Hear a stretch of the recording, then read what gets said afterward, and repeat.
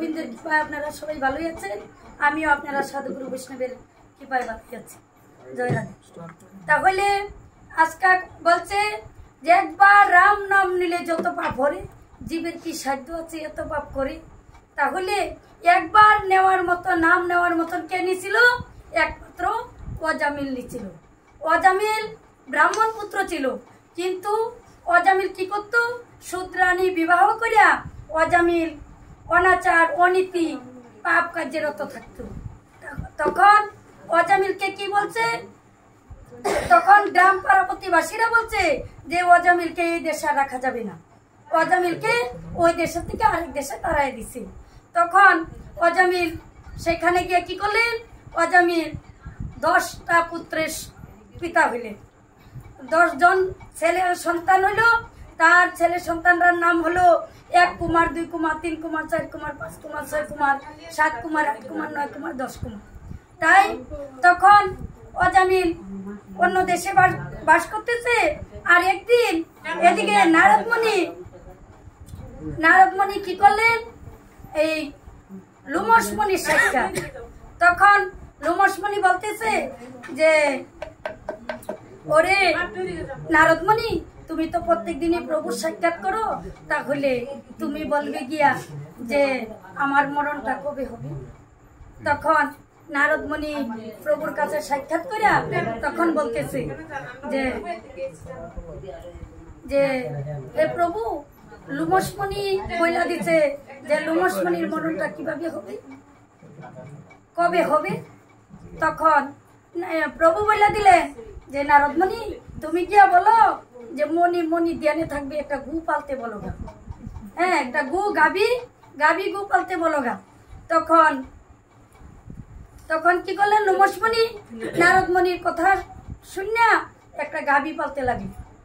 যখন নাকি গাভীটা পালতে লাগলেন, তখন গাভীকে এমন যত্ন করে, এরকম যত্নে, এরকম পূজা, ধূপ প্রদীপ জ্বালাইয়া, চরণ ধৌত করায়, গাভীর সেবা যত্ন, আহার পানি যা লাগে সমস্ত সবকিছু সুন্দরভাবে জোগাল দেয়। তখন গাভীর আশীর্বাদে লুমসমণির নুম আরো বাইরে গেছে। ব্রহ্মার এক পলকে লুমসমণির একটা নুম ধরে, তাহলে তার কতটুকু আয়ু হইতে পারে? আর সারা শরীর নুমে ঢাকা। তখন লুমসমণি কি করলেন? গাছের লাতা পাতা দিয়ে ঘর বাঁধে, যার কিছুদিন বাঁচবো আর ঘর বাঁধা হবে কি, ওইভাবেই লুমসমণি থাকতেছে। তখন আরেকদিন নারদমণির সাক্ষাৎ। তখন বলছে যে হে নারদমণি, তুমি প্রভুর সাথে বললো যে আমি তো গু পালতেছি, আমার তো মরণ হয় না, তাহলে তুমি আরেকদিন বলো যে লুমসমণির মরণটা কবে হবে। তখন আবার নারদমণি প্রভুর সাক্ষাৎ। তখন প্রভুকে বলতেছে, গো প্রভু, তাহলে তুমি না বলছো যে গু পালছে, তখন লুমসমণি তো মরে নাই, আর তাহলে তুমি বলো যে কি উপায় করলে লুমসমণি মারা যাবে। তখন বলছে যে নারদমণি, তুমি গিয়া লুমসমণিকে বললো যে কোনো চন্ডালের ঘরে গিয়া চন্ডালে প্রসাদ যেন গ্রহণ করে, কোনো চন্ডালের ঘরে গিয়া চন্ডালে প্রসাদ গ্রহণ করলে তার কিছু আয়ু ক্ষয় হবে।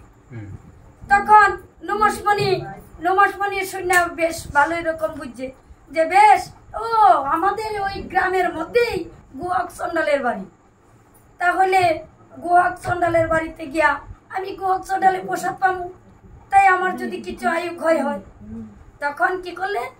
গুহক চন্ডালকে গিয়া বলে আসলেন যে হে গুহক, তোমার ঘরে আমি কালকা তোমার একটু প্রসাদ পাবো। তখন গুহক চন্ডাল তো কৃষ্ণ ভক্ত, গুহক চন্ডাল কি করলেন? গুহক চন্ডাল গিয়া গুহক চন্ডালে কি করলেন? পাক পবিত্র কইরা, মানে ধোয়া মুচা সৌন্দর্য ভাবে, সব পবিত্র ভাবে পাক পরিপাক কইরা করলেন। তখন লুমসমণি গেছে যে হে গুহক চন্ডাল, তাহলে আমাকে প্রসাদ দাও। কইছে আমি কিভাবে প্রসাদ দিব, আপনি একজন মণি। কয় না না না না, আমি তোমার প্রসাদ পাবো। তখন গুহক চন্ডালে কি করলেন?